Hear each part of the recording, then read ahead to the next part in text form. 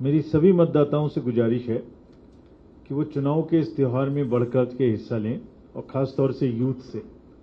हमने बहुत सारे यूथ वोटर्स को जोड़ा है अपने वोटर लिस्ट में, मैं बताऊंगा किस प्रकार से।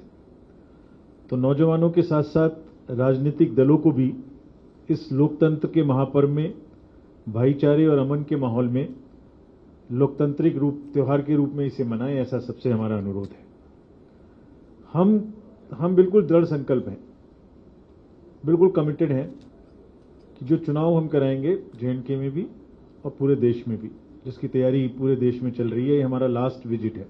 स्टेट्स को हम विजिट कर चुके हैं काफी, बिल्कुल पीसफुल, प्रलोभन मुक्त और अधिक से अधिक भागीदारी के साथ कराएं, ऐसा तैयारी हमने की है। और ऐसा हम क्यों कह रहे हैं इसका भी विश्वास आपको कैसे हो, ये भी आपको बताएंगे। 24 के लिए, असेंबली इलेक्शंस के लिए, पार्लियामेंट्री इलेक्शंस के लिए देश में जहां जहां बुक्ड हैं, 24 में काफी सारे हैं, उन सब के लिए हम तैयार हैं। पिछले 2 दिनों में सबसे पहले हमने राजनीतिक पार्टियों से बातचीत की। तो श्रीनगर में हमारे पास में जो राजनीतिक पार्टी मिलने आई, उन्होंने क्या कहा ये मैं आपको बताऊंगा। उसके बाद डीएम, एसपी से, आईजी से, एडीजी से हमने डिस्कशन किया, उन्होंने निर्देश दिए। उसके बाद में जितनी एनफोर्समेंट एजेंसी हैं, सेंट्रल गवर्नमेंट और स्टेट गवर्नमेंट की, उनसे आज जम्मू में मीटिंग की और फिर सीएस, डीजी और उनके सारे साहिबान से मुलाकात की।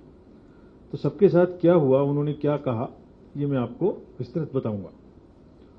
तो हमसे नेशनल पार्टीज में बीजेपी, सीपीआईएम और इंडियन नेशनल कांग्रेस मिलने आई और उसके अलावा स्टेट रिकॉग्नाइज्ड पार्टी में नेशनल कॉन्फ्रेंस, जेके, पीडीएफ, पीडीपी पार्टी भी मिलने आए। तो इन्होंने हमसे क्या मांग की है, मैं पहले उनकी तरफ से आपको बताता हूं। पार्टीज का कहना था कि चुनाव बिल्कुल निष्पक्ष और पारदर्शी तरीके से कराए जाएं, उसमें भेदभाव ना हो।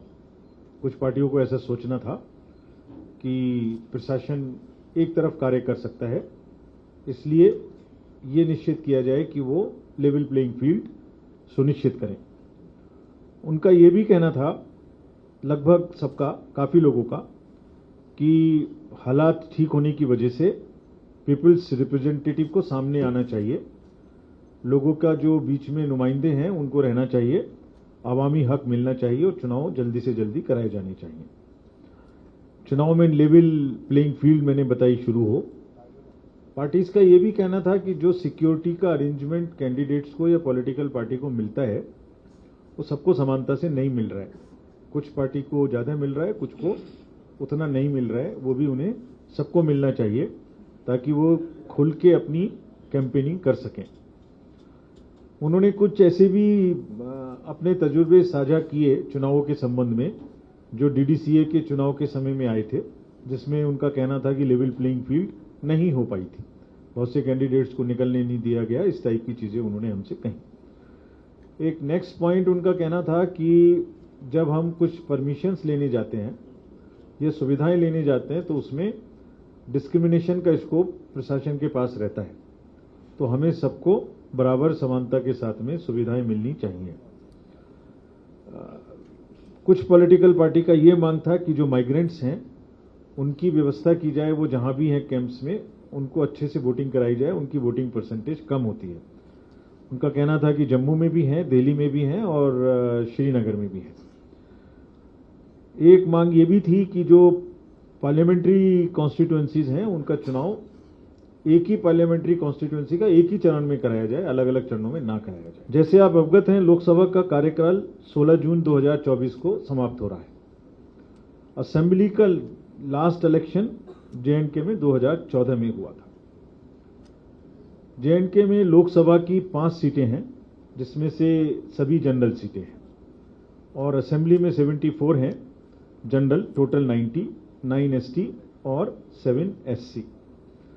अगर टोटल मतदाताओं की बात की जाए जेएंडके में तो 86.9 लाख मतदाता हैं, जिसमें से मेल 44 और फीमेल 42 लगभग बराबर हैं।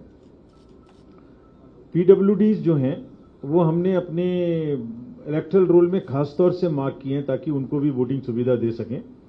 वो 67,000 हैं और 85 ईयर्स से ऊपर के 77,290 वोटर्स हमारे पास जे.एंड.के में हैं। और आपको जान के खुशी होगी कि उसमें से 100 साल से अधिक के वोटर भी 2,886 हैं। I mean it's a good sign for the society कि हमारे इतने बुजुर्ग अभी वोटर के रूप में हमारे साथ हैं और हमें अपना सबको जो उन्होंने योगदान दिया है उसको आज भी लोकतंत्र में वोट देके वो पूरा करते हैं।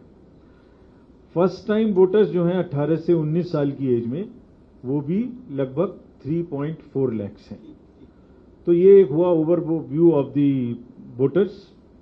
अगर इसमें महिलाओं की संख्या देखें तो इसमें निरंतर जेंडर रेशियो में बढ़ोतरी हुई है, जो अब 954 है, यानी 100 पर 954 महिला मतदाता हैं।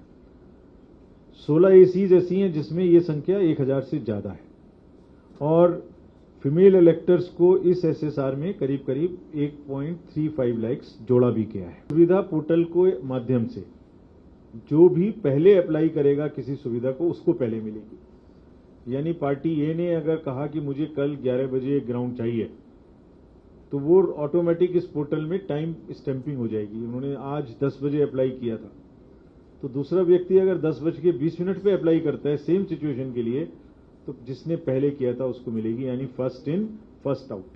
तो ये जो डिस्क्रिशन है फील्ड अलॉट करने का ऑफिसर्स का, उसको ऑलमोस्ट खत्म कर देंगे।